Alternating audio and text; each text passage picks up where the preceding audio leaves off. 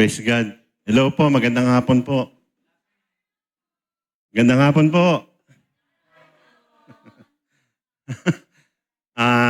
Purihin ang Panginoon at hanggang ngayon ay naririto pa rin tayo sa gawain ng Panginoon. Amen? Sino po excited? Bago po pala ang lahat, nais ko rin pong magpasalamat sa Panginoon dahil po ako po ay magdiriwang ng kaarawan. Amen? Siguro kung hindi nyo na itatanong, hindi naman talaga tinatanong to. No? 63 years old na po ako. Amen? Parang 61 lang, no? So, salamat sa Panginoon dahil sa kabila po ng lahat ay pinapalakas pa rin tayo ng Panginoon. Amen po ba? Kaya eto, may tubig na nga eh. Salamat, Sister Dina. So sa hapon pong ito, itutuloy lang po natin yung mensahe ng Panginoon. Sino po nandito kaninang umaga? Alam nyo, actually hindi po ako naghanda ng notes. Wala po akong notes tungkol sa message ng Lord ngayong hapon. So pinakaramdaman ko lang po yung mensahe kaninang umaga. No, napakaganda ng message kaninang umaga. At nais ko lang pong dugtungan ito para po sa hindi po naka-attend kaninang umaga. Sino po yung wala dito kaninang umaga? Pakita sa kamay. Sino pa po? Yun. Yung mga nandito kaninang umaga, sino yung mga nandito kaninang umaga? Praise God. Pwede na po kayong umuwi. Hindi, dahil nga sa kapangyarihan at kaloobang mabuti ng Panginoon, nandito pa rin tayo. Amen po ba? So bago po ang lahat, tayo po na po yung manalangin sandali. Dakilang Diyos na makapangyarihan sa lahat, Lord, inihahabilin ko po sa iyong kapangyarihan ang hapong ito na nawa, O Diyos, ay meron pa kaming malaman na mabubuting bagay na nagmula sa iyo, Panginoon, according sa aming team. Lord, salamat po sa buhay ng mga kapatid na umaten ngayong hapon, Panginoon, sapagkat ikaw ang kakausap sa kanila at ikaw ang mangunguna, Panginoon, sa hapong ito. Lord, hayaan mo po na makita ang iyong kalooban sa aming kalagitnaan at ang aura mo, Panginoon, sa pulpitong ito. Marami pong salamat. Ito pong aming dalangin sa pangalan ni Jesus. Amen. Palakpakan po natin ang Panginoon. Yung the best, yung the best. Ang pamagat po ng ating mensahe, bagamat ito ay parang, kasi alam niyo po, nung ako po ay nalaman ko na ngayong hapon pala ako mag-share, ilang araw ako nagpe-pray sa Panginoon, Lord, ano ba ang i-share ko po, no? Kasi itong holding on to you, no, 2 months na nating team ito eh. Halos lahat ng dapat nating malaman sa team na to, halos nalaman na natin at dumaan na sa atin. Amen po? Kaya sa ngayong hapong ito ay, siguro ito na yung last nitong holding on to you, no? Tatingin mo, Sister Baby, ngayon na, no? Hindi pa. Kasi habang tayo nabubuhay sa mundong ito, God continues holding to us. Amen? Laging hawak tayo ng ating Panginoon. So ang pamagat po ay ito, sabi rito, God hold on to us in times of hardness. Hello. God hold on to us in times of hardness. Alam niyo po sa araw-araw nating buhay, napakarami nating hardness, di ba? Lalo na yung panahon natin ngayon na umiiral, napakarami nating pinagdaraanan. Sino po sa hapong ito, tangin ko po kayo, sino po sa hapong ito na gustong lumago sa Panginoon? Taas ang kamay. Sino po sa hapong ito ang gustong tumatag ang pananampalataya sa Panginoon? Taas po ang kamay. Lahat tayo, di ba, gusto natin? Pero, ang hirap nito sa ating mga Kristiyano, marami po tayong problemang pinagdaraanan. Alam naman po natin yan, araw-araw yan, di ba? Hello? Sino dito po ang walang problema? Taas ang kamay. Ba't kayo natawa?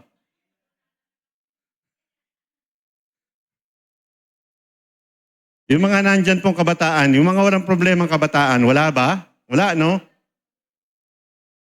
Kasi pagka wala kang problema sa panahon natin ngayon, matutulad ka dun sa naghiwa kay Gwen sa LRT. Matutulad ka dun. Kasi yun, wala nang problema yun. Kasi James chapter 1, verse 1. Tingnan natin. Medyo tagalugin mo lang, Harvey Boy.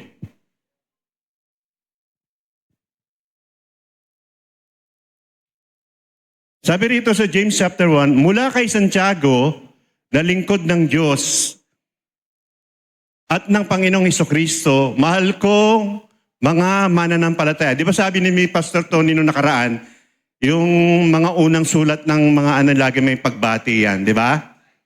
Hello? Unang-una pagbati. No? Mga nananampalataya na pangalat saan mang mundo. So may pagbati. Kaya dapat batiin natin yung ating katabi. Hello? Kasi dapat lagi may pagbati. Ang bati ko naman sa inyo ay sumainyo ang kapayapaan ng Panginoon at sumaakin din. Sumainyo ang pagpapalaan ng Diyos sa hapong ito, no? At ang sabi sa verse 2, mga kapatid, magala kayo sa tuwing dumaranas kayo ng mga... Hello! Magala kayo kapag dumaranas kayo ng mga pagsubok. Sapagkat alam ninyong nagdudulot ito ng katatagan ng inyong pananampalataya. Kaya tinatanong ko kayo kanina, kung gusto natin tumatag ang ating pananampalataya, kung gusto natin maging lumago sa Panginoon, provide God problem to you. Kasi sa totoo lang, paano matetesting ang pananampalataya mo kung walang pagsubok? Sige nga. Kaya nga sabi ko sa inyo kanina, sino ba ang walang pinagdadaanan dito? Walang tumaas ng kamay. Lahat tayo may pinagdadaanan. Amen? Kahit yung mga kabataan na yan, may problema yan. So bakit isinama ng Panginoon sa buhay natin ang problema? Kasi yun ang sabi ng James chapter 1, dito ka tatatag. Dito ka lalago. Dito ka matututo sa mga pinagdadaanan. Amen po ba? Kaya nga kung wala kang problema, hindi ka dapat dito sa mundo titira. Kasi ang mundo po, ba't ng problema yan? Amen? Bago, sabi kanina ni Pastor Tony, di ba kaninang umaga, doon nga sa panahon nila Shadrach, Meshach, and Abednego, may mga marites na. Kaya nga napahamak yung tatlo dahil sa marites, dahil sa mga may nagchuchu. Dito pa lang sa ating paligid, napakarami na yan. Hello? Amen? So wag nating pigilan yung mga pagsubok kasi alam niyo po dalawang bagay ang bagyo ng buhay. Natatandaan niyo si Jonas? Sino nakakilala kay Jonah? Taas ang kamay. Si Jonah inuutusan ng Panginoon. Saan? Sa Ninive. Kaso ayaw ni Jonah sumunod. There is a hard time sa buhay ni Jonah. Kasi si Jonah naman, inuutusan ng Lord, ayaw sumunod. Pinapupunta sa Ninive. Saan ba nagpunta yon? Sa Tarsis. Kaya nung siya ay tumatakas sa Panginoon, sumakay siya ng isang barko. At pagkatapos, yung barko na yon, inutusan ng Diyos ang bagyo at ang unos para bagyuhin yung barko na yon. Yung bagyo at ang unos galing sa utos ng Panginoon. Binagyo ba yung barko? Di ba binagyo? Inutusan ng Diyos yung bagyo, bagyuhin mo yung barko na yan. Alam niyo po, ang bagyo sa buhay, dalawa. Sa panahon ni Jesus Christ, di ba may bagyo din? Di ba binagyo din sila sa dagat? Kaya yung bagyo na yon, dalawa. Ibig sabihin, yung bagyo na naranasan ni Jonas, ito po ang bagyo na kung saan ikaw ay nalilihis ng landas. Hello? Pero yung bagyo naman na naranasan ng Panginoon kasama ang mga alagad, ito naman yung bagyo ng testing of faith. Hello? Diba? Dalawang bagyo, unang bagyo, kaya ka binabagyo, lumilihis ka. Kaya kamisan binabagyo, ayaw mong sumunod. Kaya nung binagyo tayo dito, Bamba, di ba? Bagyo din yun. So yung bagyo naman nararanasan ng Panginoon kasama ang mga alagad, testing of faith. Kaya nung ginising nila ang Panginoon, Panginoon, gumising ka. Ang lakas ng bagyo. Anong sabi ng Panginoon? Ang hihina naman ng inyong pananampalataya. Kasama niyo ako, natatakot kayo sa bagyo. Kaya anong ginawa ng Panginoon? Inutusan yung bagyo. Tumigil ka. Tumigil. Tinetest tayo ng Lord. Kasi dito sa mundong ito, alam niyo po, kung hindi niyo ba napapansin, ang mundo natin ngayon is a lot of opportunity. Napakaraming oportunidad. Napakaraming pagkakataon. Diba? Hindi nyo ba napapansin? Sa media lang eh. Napakaraming opportunity. Naalala ko si Marian Rivera. Sino nakakilala kay Marian Rivera? Ay, walang nakakilala. Marian Rivera, asawa ni? Wala, kilala nyo eh. Sumayaw lang yan ng Marimar. Ilang million views. Ang tindi ng views. Ha? Hindi ko naman pinapalo, pero nakita ko. Isipin mo yung opportunity, sumayaw lang. Tapos pagka meron ka lang konting alam sa sayaw, sabay-sabay lang kayo sa TikTok. Di ba makikita mo pagka in-upload mo yan, di ba pag may nagandahan, ang daming opportunity sa panahon natin ngayon. Totoo ba? Opportunity ng trabaho, opportunity ng pag-aaral, opportunity ng lahat ng klase, napakabilis pagdating lamang sa social media. Kaso ang problema, yung opportunity ng isang Kristiyano. Hello? Ang Kristiyano, napakarami ding opportunity. Ang mga kabataan, napakaraming opportunity sa church. So, kung minsan, mas pinipili pa natin yung opportunity sa mundo. Amen, sa labas. Amen po ba? Ito yung mga sa Bible kasi, no, maraming karakter na dumaan sila sa mga hard days, no? Dumaan sila sa mga pagsubok. Halos lahat naman, di ba? Moses, Job, Peter. Halos lahat naman ng mga lingkod ng Panginoon dumaan sa mga mabibigat na pagsubok. Pero ang maganda, bandang huli, nananagumpay po sila. Hello? May tagumpay. Hindi naman lahat ng pagsubok. Kasi, Alam niyo, sa totoo lang, pag walang pagsubok ang isang Kristiyano, totoo po, hindi natin malalaman kung gaano tayo katatag. Hindi natin malalaman kung gaano tayo kalakas ang ating pananampalataya sa Panginoon. Kaya tandaan po natin, mga kapatid, kasama ang pagsubok sa buhay. Amen? Ako lang po, napakatindi rin ang pagsubok na pinagdaanan ko. Hello? Napakatindi po. Siguro kayo na po ang magsasabi nun na bakit sa tindi ng pagsubok na pinagdadaanan natin, eto pa rin tayo at nakatayo at naglilingkod sa ating Panginoon. Amen ba? Palakpakan nga natin ang Panginoon.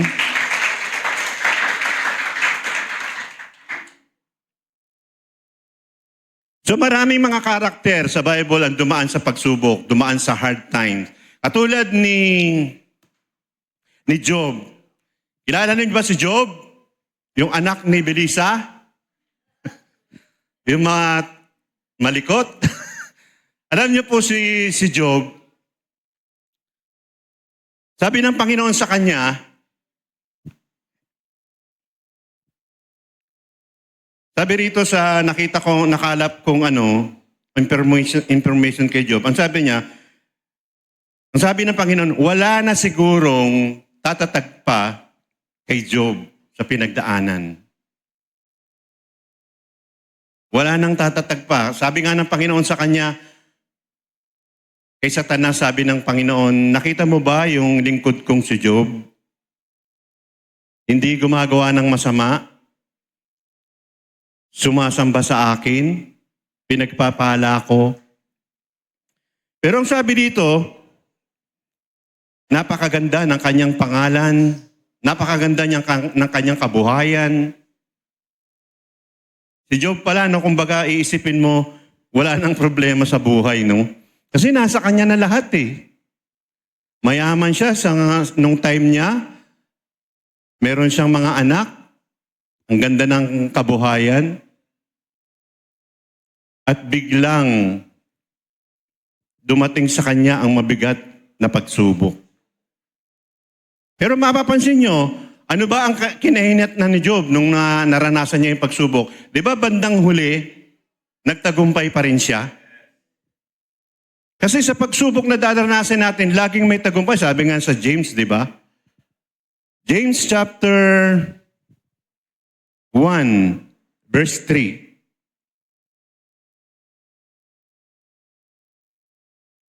Sapagkat alam ninyong nagdudulot ito ng katatagan sa inyong pananampalataya.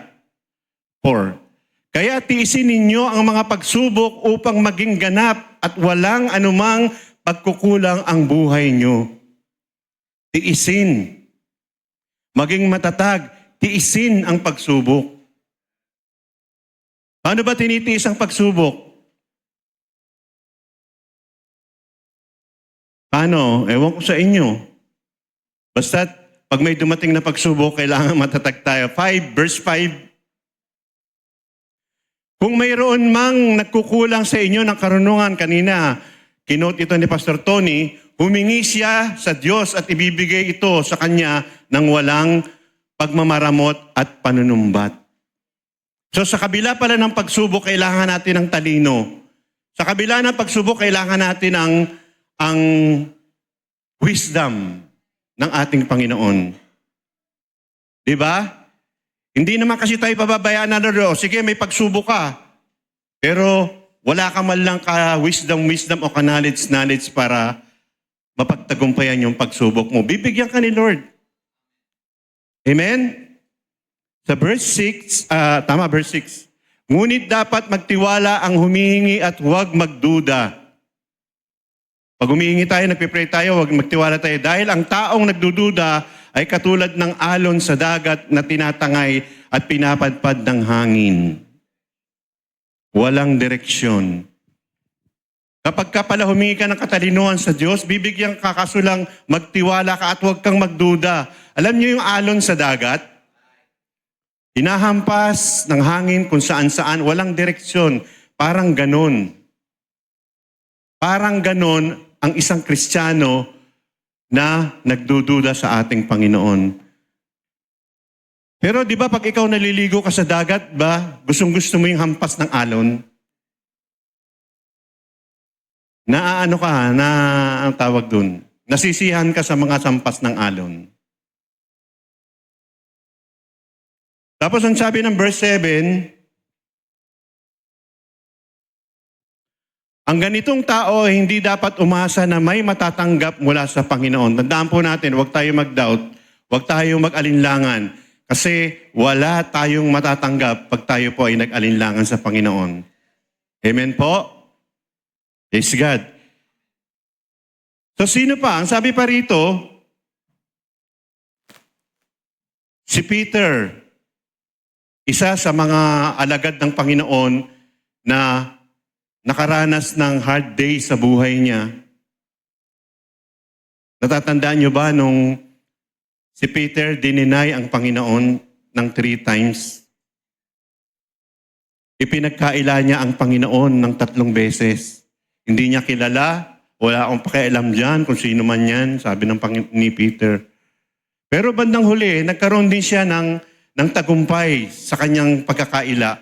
Kasi nagsisi siya, nanumbalik siya sa Panginoon, at bumalik sa paglilingkod sa ating Panginoon. Sa kanya nga, inihabili ng Panginoon yung church. Sa Matthew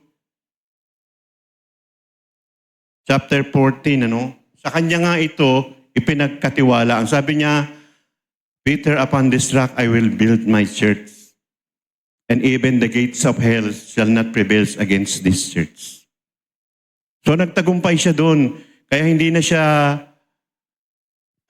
tinawag na siya na Peter the Rock. Isa na siyang bato.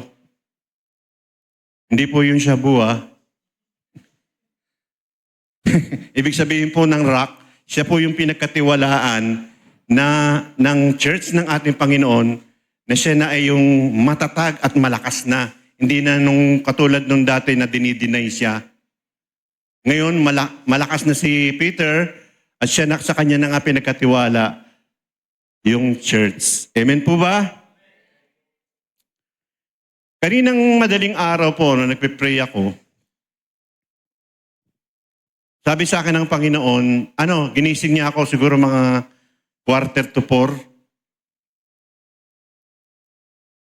Nag-devotion po ako sa Panginoon. Prayer ko pa rin, sabi ko, Lord, ano ba ang mamaya na to? Sabi ko, mamayan hapon na to, gagamitin mo ko. Ano ba ang pwede kong i-share sa mga kapatid? So binigay sa akin ng Panginoon yung Matthew chapter 16, verse 23.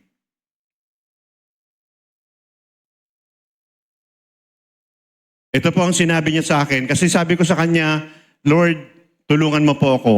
Ang sabi niya sa 23, hinarap ni Jesus si Pedro at sinabi, lumayo ka sa akin. Ito yung tagpo na kung saan ipinapaliwanag ng Panginoon sa Matthew chapter 16 yung kanyang kamatayan at yung kanyang pagkabuhay na magmuli. Pero sinopla siya ni Peter. Si Peter, ang lakas ng loob Sinopla yung Panginoon. Ang sabi ni Peter sa kanya, Panginoon, kahit ano ang nangyari pa nga niyan, yung istorya niyan, hinatak niya yung Panginoon, nag-uusap-usap sila. Hinatak niya yung Panginoon sa gilid. Tapos sinabi ni Peter, Panginoon, pabulong pa nga Tapang ni Peter dyan Sabi ni Peter, Panginoon, huwag ka mag-alala, akong bahala sa'yo. Walang mangyayari sa'yo. Kasi sa tingin niya, gusto niya, walang mangyari sa Panginoon, huwag mamatay.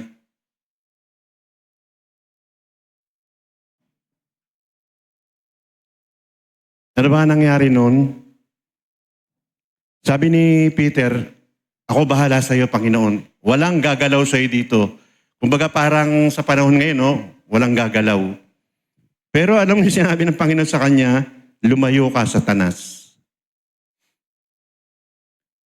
Nirebuke niya si Peter. Kasi hindi pwedeng hindi mamatay ang Panginoon. Ito po yung tagpo. Kaya sinabi niya, lumayo ka sa akin, Satanas, pinipigilan mo akong gawin ang kalooban ng Diyos. Dahil hindi ayon sa kalooban ng Diyos ang iniisip mo, kundi ayon sa kalooban ng tao. Sa 24, pagkatapos sinabi ni Jesus sa mga tagasunod niya, ang sino mang gustong sumunod sa akin ay hindi dapat inuuna ang kanyang sarili. Amen? At dapat handa siyang humarap kahit sa kamatayan alang-alang sa pagsunod sa akin. Grabe. Ito na yung sinasabi ng Panginoon na ang sino mang magmahal sa buhay mo ay hindi magkakamit nito. Ngunit ang sino man na mag-alay ng kanyang buhay para sa akin, ang siyang magkakamit nito. Amen? Sino ang handang mag-alay ng buhay sa Panginoon? Amen? Handa ba tayo kahit sa kamatayan? Wala nang umamen. Pagdating sa kamatayan, wala na. Sa 25, ang sabi rito, sapagkat ang taong naghahangad, maligtas ang kanyang buhay, ay mawawalan nito. So kung ang hinahangad mo lang, ang kaligtasan mo ng buhay mo na ikaw ang gagawa, walang mangyayari. Ngunit ang sabi rito, ngunit ang taong nagnanais mag-alay ng kanyang buhay, alang-alang sa akin, ay magkakaroon ng buhay na walang hanggan. Ang mag-alay ng buhay para sa kanya ay magkakaroon ng buhay na walang hanggan. Dapat po ialay natin yung buhay natin sa Panginoon. Kasi dito pinipili eh. Nagkakaroon ng differentiate sa mundo ka ba o sa Panginoon ka ba? Hello? Kasi tayo mga Kristiyano, dapat ang piliin natin yung mag-alay ng buhay para sa Panginoon. This is one of our opportunity. Diba? Oportunidad na natin yan. Tapos ang sabi sa 26, ano ba ang mapapala ng tao kung mapapasa kanya man ang lahat ng bagay sa mundo pero mapapahamak naman ang kanyang buhay? May maibabayad ba siya para mabawi niya ang kanyang buhay? What profits a man he gained the whole world, but he lost his own soul? Naalala ko po sino ba tong hapon na to, yung Japanese businessman? Si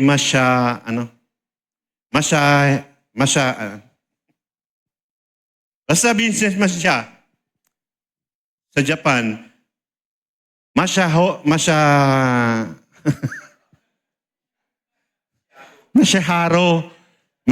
Masahiro Ito, ang pangalan niya. Masahiro Ito. Siya po ang founder ng 7-Eleven sa Japan. Franchise. Buong Japan, kanya po ang 7-Eleven. Yaman, ano? Biro mo sa kanya yon. Franchise po yun galing sa US. Si Masahiro Ito, ang kanyang asset ay $4.5 billion. Wow.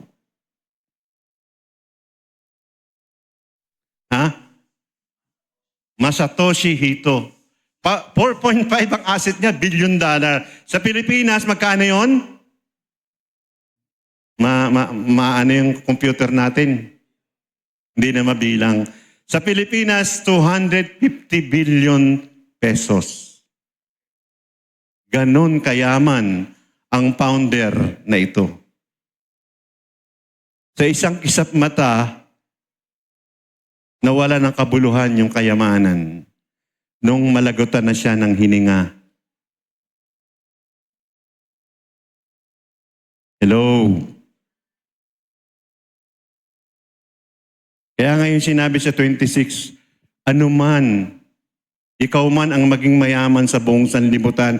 Makamit mo man ang lahat ng kayamanan ng sanlibutan kung ang kaisa-isa mo namang kaluluwa mapapahamak.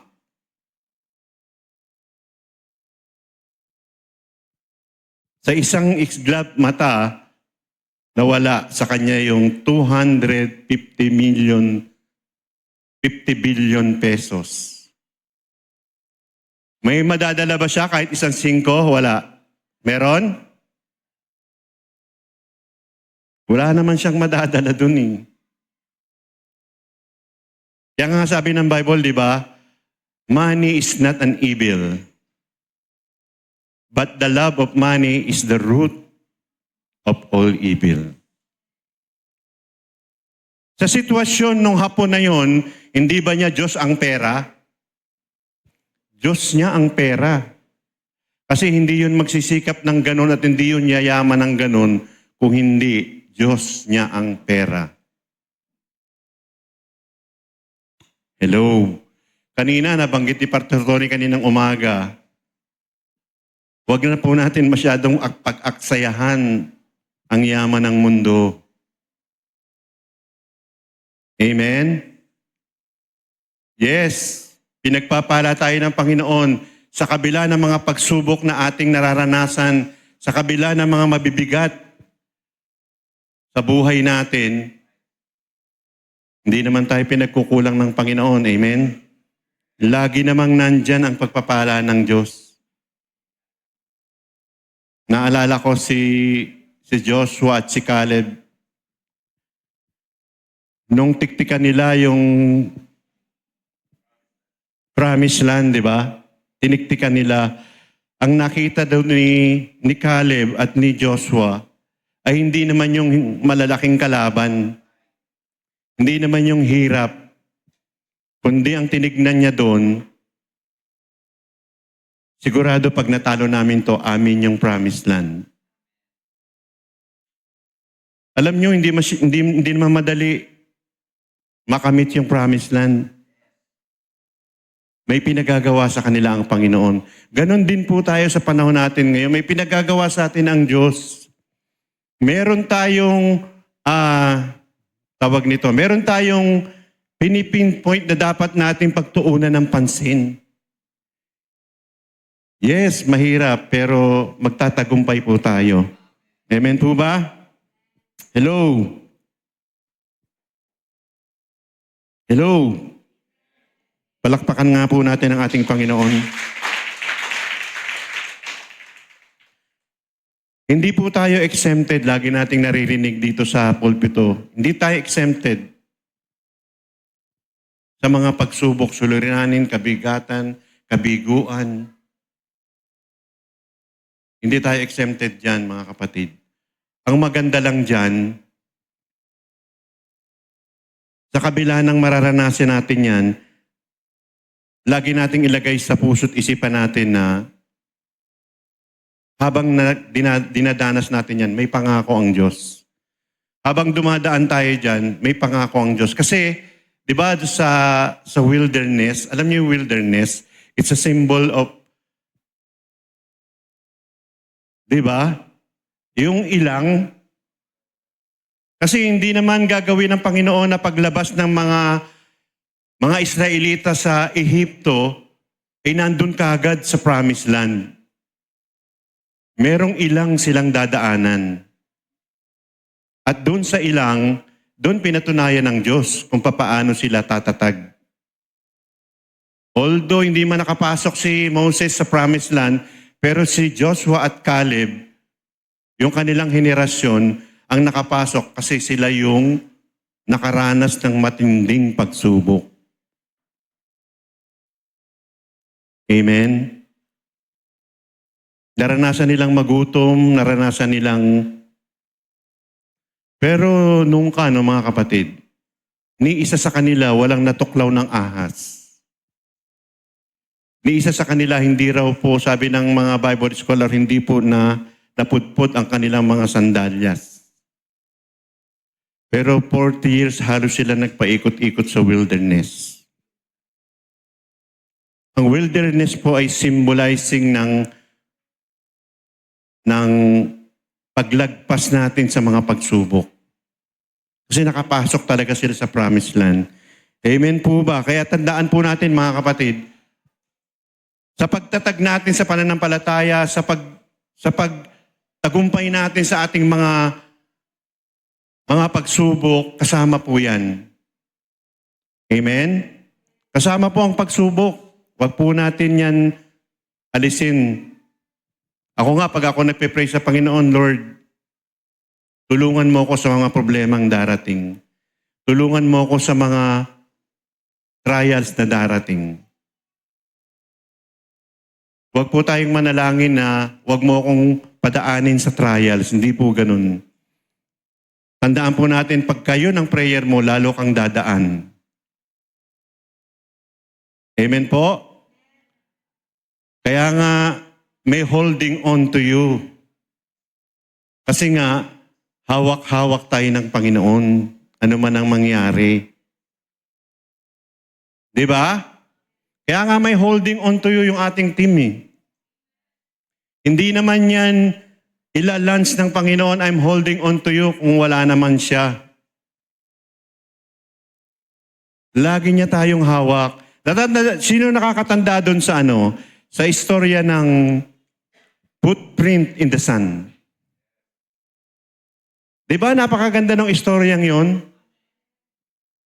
Habang naglalakad silang dalawa, 4 na bakas ng paa ang nakikita mo sa buwanginan. Ibig sabihin nun, habang naglalakad sila, kasama niya ang Panginoon dahil 4 yung bakas. Bakas nung 2 paa natin at bakas nung 2 paa ng Panginoon. Habang naglalakad sila sa buhanginan. Pero napansin ng Kristiyano na nung bandang huli na, ibig sabihin yung buhay ay dumadanas na ng mga pagsubok, halos malugmok na. Nakita ng Kristiyano, 2 na lang yung bakas ng paa. So iniisip niya, wala na yung bakas ng Panginoon, baka iniwan na ako. Iniiwan ba tayo ng Panginoon? Kailanman hindi tayo iniwan ng Lord. Kailanman holding on to you, sabi ng Panginoon. Amen? Yung bakas na nakitang 2 na lang, hindi na yun bakas ng Kristiyano. Bakas pa rin yun ang paa ng Panginoon at buhat-buhat na tayo. Amen? Kaya kung mawala man yung isa pang bakas, magtaka ka na. Magtaka ka na pag wala yung isang bakas. Pero hindi mawawala yun kasi nga holding on to you at laging nandyan ang pangako ng ating Panginoon. Tandaan po natin, dadaan tayo sa mabibigat pang pagsubok. Inaasahan na ba natin yon? Inaasahan na ba natin yon? Dadaan pa tayo sa mabigat pang pagsubok. Kaya ngayon pa lang, sa team na yan, pinatatatag na tayo ng Panginoon. Ako hindi ko masabi ang sarili ko, ako dadaan pa ako sa iba pang klaseng pagsubok. Kasi nung nakaraang linggo lang, doon po sa aming dialysis center, may namatay na naman po.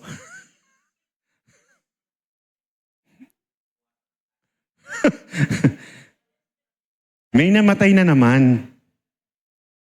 Alam nyo naman doon, pag pinag-usapan ng kamatayan, maraming naliligalig. Amen? Maraming naliligalig pag kami namamatay.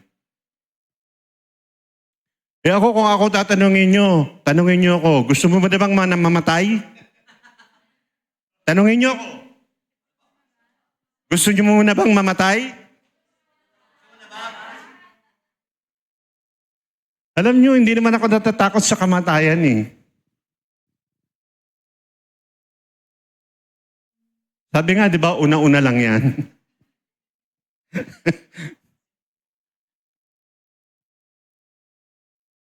Pero eto pa rin tayo. Nagpapatuloy. Panalangin ko nga sa Panginoon Lord, yung natitira kong buhay dito sa lupa, sino may panalangin ganon? Lord, yung natitira kong buhay dito sa lupa, gamitin mo na. Paano yung mga kabataan? So yun lang po mga kapatid, no? Pinapaalala lang ng Panginoon na tandaan po natin, maraming struggle, amen? Marami. Hindi tayo exempted dyan, lahat dadaanan natin yan. Buti nga si Teacher Kat ang marunong nang mag-drive Actually, habang natututo yan, marami ring struggle yan. Pero may tagumpay para sa ating Panginoon. Amen po ba?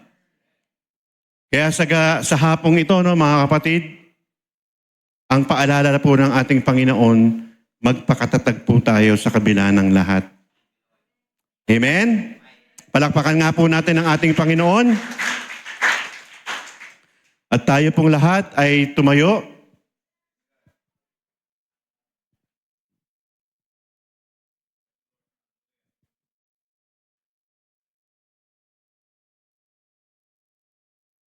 Nasaan na yung ating worship team?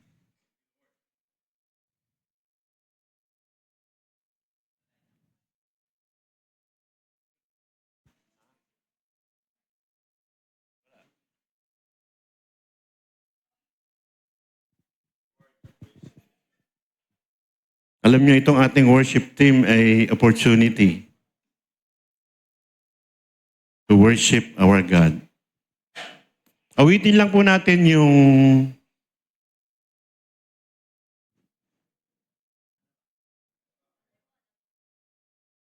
kaya ba? Yung inawit nyo kanina, ano yun? Ayun.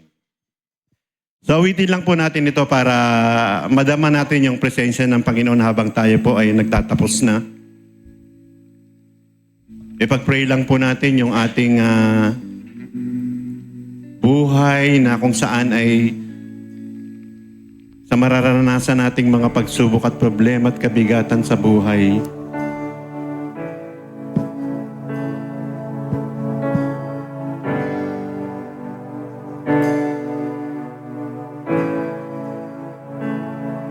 How great the chasm that lay between us. On high the mountain I could not climb. In desperation I turned to heaven and spoke your name into the night. Then through the darkness your loving kindness tore through the shadow of my soul. The end is finished, the end is written. Jesus Christ, my living hope. Hallelujah. Yes, hallelujah. Praise the one who sent me. Thank you, Jesus. Hallelujah. Salamat po, Ama, sa hapong ito, Let Panginoon. us lost this grip on me. You have broken every chain. There's salvation in your name, Jesus Christ, my living hope. Who could imagine so great mercy? What heart could fathom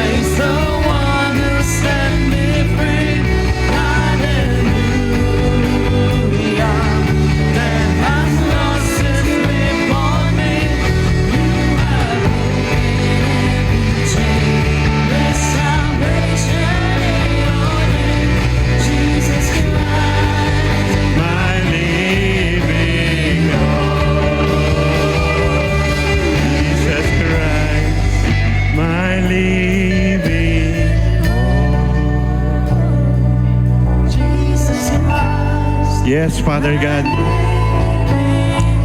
Oh, thank you, Jesus. Marami pong salamat, Ama, sa hapong ito na ikaw ang aming buhay na pag-asa. Ikaw ang aming Diyos na sinamba ngayong umaga hanggang hapon, Panginoon. Lord, ikaw ang nakakakilala ng aming mga puso't isipan. Ikaw ang nakakaalam ng aming nilalaman ng aming mga puso. Lord, sa hapong ito, O Diyos, pinamalas mo sa amin ang matinding pagpapaalala, Panginoon, na mas kailangan ka namin sa aming buhay sa pagharap namin sa mga pagsubok, problema, suliranin, kabigatan at kabiguan man sa buhay, Panginoon. Lord, sa hapong ito, Panginoon, salamat sa mga salita mo, O Diyos, na nagbibigay sa amin ng lakas, na nagbibigay sa amin ng pag-asa, Panginoon. Dahil sa piling mo, O Diyos, kami ay patuloy na walang aalalahanin, O Diyos. Hayaan mo, Ama, sa hapong ito, Lord, ay patuloy kaming natuto, patuloy kaming lumakas, patuloy kaming nabigyan ng pag-asa, Panginoon, sa aming mga buhay sa pang-araw-araw. Lord, salamat sa kagalingan, salamat sa mga pagpapala at biyaya sa ilalim ng iyong kagandahang loob, Panginoon, na ibinigay mo sa amin sa hapong ito. Lord, lalabas kami sa lugar na ito na ikaw ang aming kasama at iingatan mo kami, Panginoon, sa aming pag-uwi. Iingatan mo kami, Panginoon, sa lahat ng aming gagawin sa buong isang linggong ito, Panginoon. Iniaalay namin sa iyo ang aming buhay. Iniaalay namin sa iyo ang aming puso at ang aming pananaw sa buhay, Panginoon. Lord, maraming pong salamat. Lahat ng aming mga pinagdadaanan ngayon, lahat ng aming mga problema ngayon, Panginoon, ay may katugunan sapagkat kasama ka namin. Salamat po, Ama. Tunay nga, O Diyos, na ikaw ang dapat purihin, ikaw ang dapat pasalamatan, ikaw ang dapat sambahin sa amin sa hapong ito, Lord. Binabalik namin sa iyo ang lahat ng papurit, pagsamba at pagdakila. Ito po ang aming samot, dalangin sa matamis at makapangyarihan pangalan ni Jesus. Tayo po ay magsabi ng Amen and Amen and Amen, Lord. Magandang hapon po.